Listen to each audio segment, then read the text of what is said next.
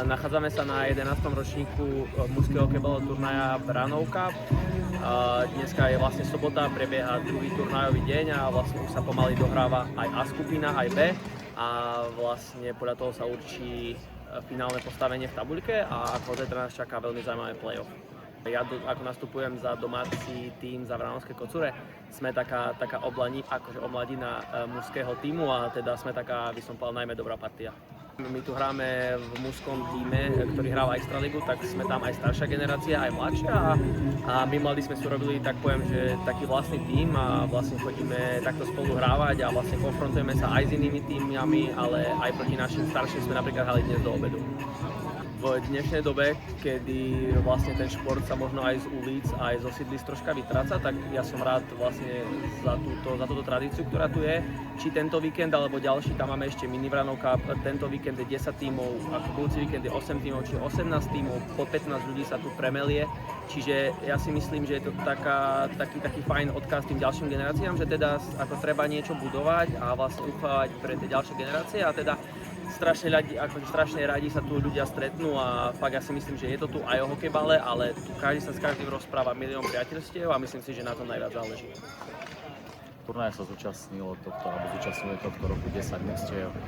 Máme dokonca jedno mužstvo zo Švajčiarska. Turnaj má už aj taký spomienkový podtext.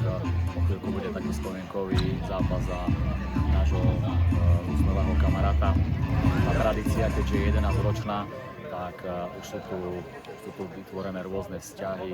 Tento turnaj je dosť veľa o komunite, o priateľstvách. V podstate sa z veľkej časti tí chlapci na tomto turnaji opakujú.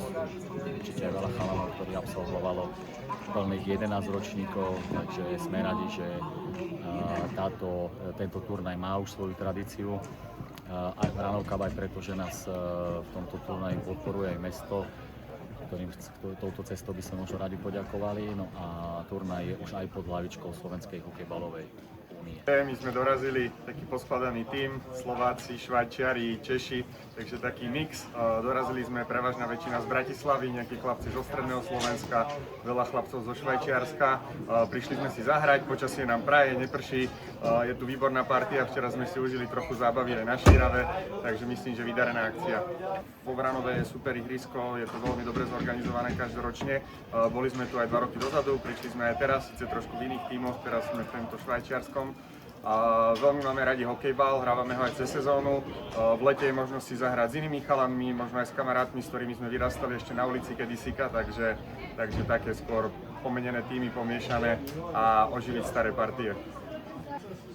Určite akože ten šport, hokejbal, myslím si, že to je šport, ktorý sa dá hrať všade.